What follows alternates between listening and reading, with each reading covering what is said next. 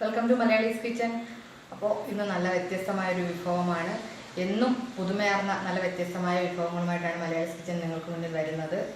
ഈ ചാനൽ ഇതുവരെ നിങ്ങൾ സബ്സ്ക്രൈബ് ചെയ്തില്ലെങ്കിൽ തീർച്ചയായിട്ടും സബ്സ്ക്രൈബ് ചെയ്യുക. അതുപോലെ ഇടുന്ന വീഡിയോ നിങ്ങൾക്ക് ഇഷ്ടമായെങ്കിൽ ലൈക്ക് ചെയ്യുക, ഷെയർ ചെയ്യുക.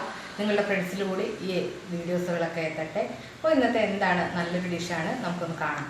ഹായ് ഫ്രണ്ട്സ്, മലയാളീസ് കിച്ചണിലേക്ക് സ്വാഗതം. ഞാൻ ഉമാകൃഷ്ണൻ. ഇന്ന് നമുക്ക് ഇത് ഏത്തക്കായല്ല കറിക്കായാണ്. അപ്പോൾ ഇത് വെച്ചിട്ട് നമുക്ക് ബജി ഉണ്ടാക്കാം.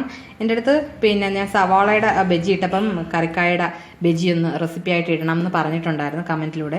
ഇപ്പം വീഡിയോയ്ക്ക് ഡിലേ വന്നത് കുറച്ച് ഹെൽത്ത് പ്രോബ്ലം ഉള്ളതുകൊണ്ടായിരുന്നു. ഇനിയിപ്പം കണ്ടിന്യൂലി തീർച്ചയായിട്ടും നല്ല നല്ല വീഡിയോസ് ഇടുന്നതായിരിക്കും.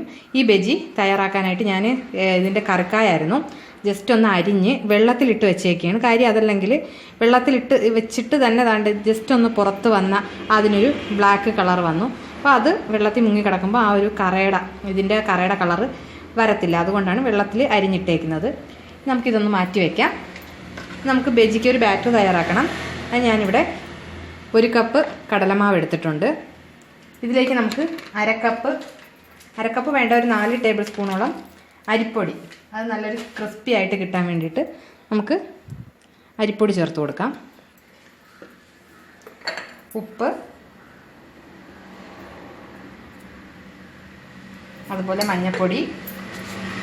നമ്മൾ ബജിയുടെ ബാറ്റർ തയ്യാറാക്കുന്ന സെയിം മെത്തേഡ് തന്നെയാണ്. മുളക് പൊടി, എരിവിനനുസരിച്ച് നമുക്ക് മുളക് പൊടി ചേർത്ത് കൊടുക്കാം.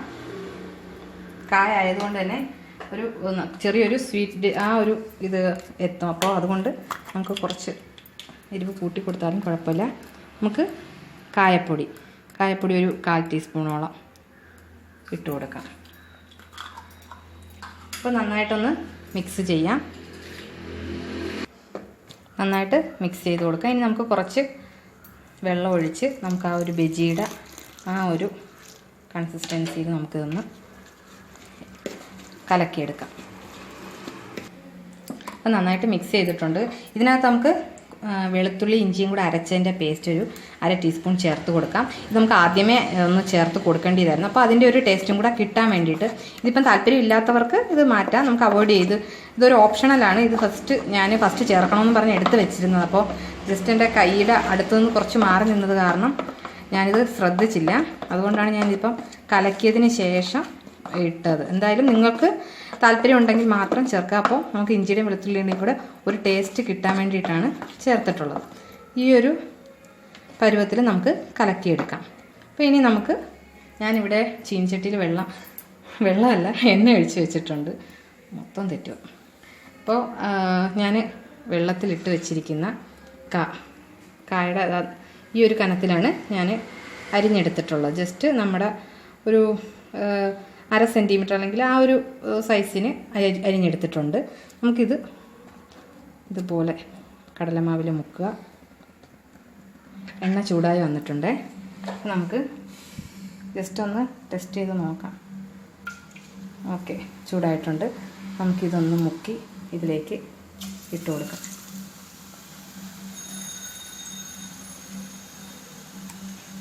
ഇതുപോലെ നമുക്ക് എല്ലാ പീസും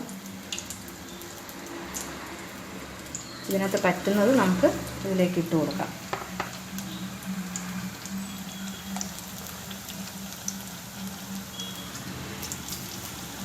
ഓക്കെ, അപ്പം 3 ഞാൻ ഇട്ടിട്ടുണ്ട്. നമുക്ക് ഒരു ബ്രൗൺ കളർ ആവുന്നത് വരെ തിരിച്ചു മറിച്ചിട്ട് എടുക്കാം. അപ്പോൾ നന്നായിട്ട് മൂത്തിട്ടുണ്ട്. അപ്പോൾ നമുക്കിത് നല്ല ചായക്കൊക്കെ ഒപ്പം കഴിക്കാൻ പറ്റുന്ന അടിപൊളി ഒരു ബജിയാണ്. ഇത് അധികം എണ്ണ കുടിക്കില്ല, അതുകൂടി പറയാം.